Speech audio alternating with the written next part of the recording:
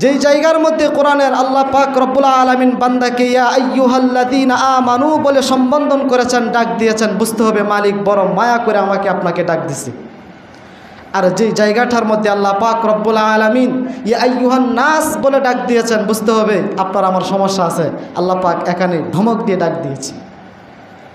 আমি আপনাদের সামনে যেই আয়াতে কালিমা পাঠ করলাম, সে আয়াতে কালিমার মধ্যে আল্লাহ পাক আপনাকে আমাকে আপনার মতো আমার মতো গুনাহগারকে বড় মায়া করে ডাক দিছে।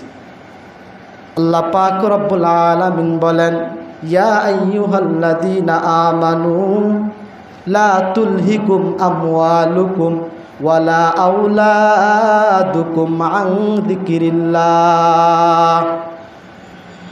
ও দুনিয়ার মানুষ, ও আমার মুহাব্বতের বান্দারা, ও ঈমানওয়ালারা, ও বিশ্বাসীর দলেরা, লা তুলহিকুম আমওয়ালুকুম ওয়ালা আওলাদুকুম আন যিকিরিল্লাহ।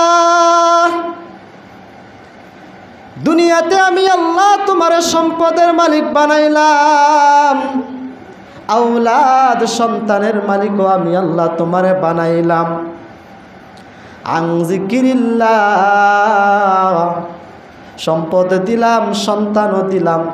লা তুলহিকুম, তুমি আমার থেকে গাফেল হইয়া যাইও না।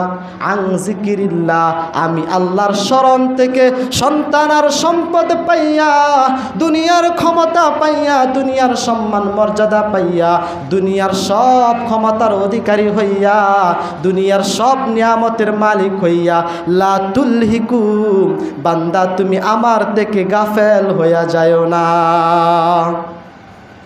যার 10টা সন্তান আছে তার চলার স্টাইলই আলাদা। আমার 10টা সন্তান, কে আমাকে কি বলবে, কার সাহস আসে? যার বিশাল সম্পদের পাহাড় আছে তার সাথে তো আপনার আমার কোনো কথাই চলে না। তার সাথে কথা বললে আপনার আমার টিকিট কাটতে হয়, তার সাথে কথা বললে আরেকজন পিএসএস ধরতে হয়। তার চলার ভাব, তার কথা বলার ভাব, সমাজে তার চলার ধরন পুরাই ভিন্ন, কারণ তার সম্পদের পাহাড়। এই জন্য আল্লাহ পাক সতর্ক করে দিচ্ছে, লা তুলহিকুম আমওয়ালুকুম ওয়ালা আওলাদুকুম আন যিকিরিল্লাহ। তোমার সন্তান এবং সম্পদ যেন আমার থেকে তোমাকে গাফেল করে না ফেলে, গাফেল হয়ে যায় না, আমাকে স্মরণ রাখিও।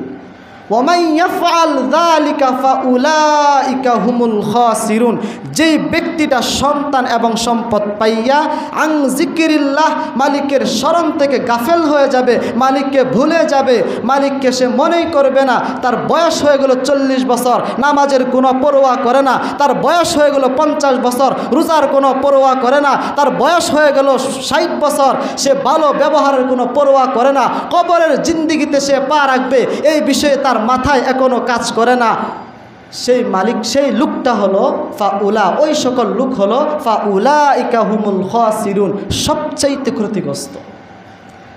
আপনি আমি দেখতেছি তার সম্পদের পাহাড়, আপনি আমি দেখতেছি সে খুব সুখী, আপনি আমি দেখতেছি তার অনেক ক্ষমতা, কিন্তু আসলে সে ক্ষতিগ্রস্ত।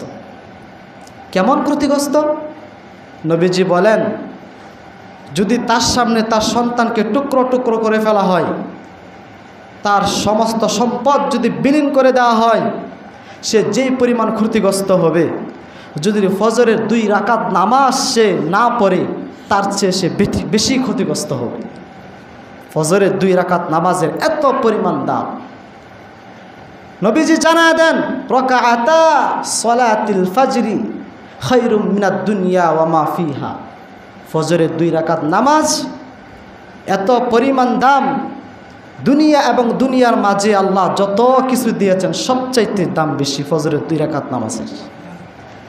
এই জন্য কোনো ব্যক্তি যদি, কোনো মানুষ যদি অযথায় অনার্থক ফজরের 2 রাকাত নামাজ সে যদি কাজা করে, সে যদি তরক করে, ছেড়ে দেয়, নবীজি বলেন তাকে যদি টুকরো টুকরো করে কেটে ফেলা হয়, তার সামনে যদি তার সন্তানগুলোকে টুকরো টুকরো করে কেটে নদীতে ভাসিয়ে দেওয়া হয়, সে যেই পরিমাণ ক্ষতিগ্রস্ত হবে তার চেয়ে বেশি ক্ষতিগ্রস্ত হয়েছে সে, যে ফজরের নামাজ অযথায় তরক করেছে, ছেড়ে দিয়েছে।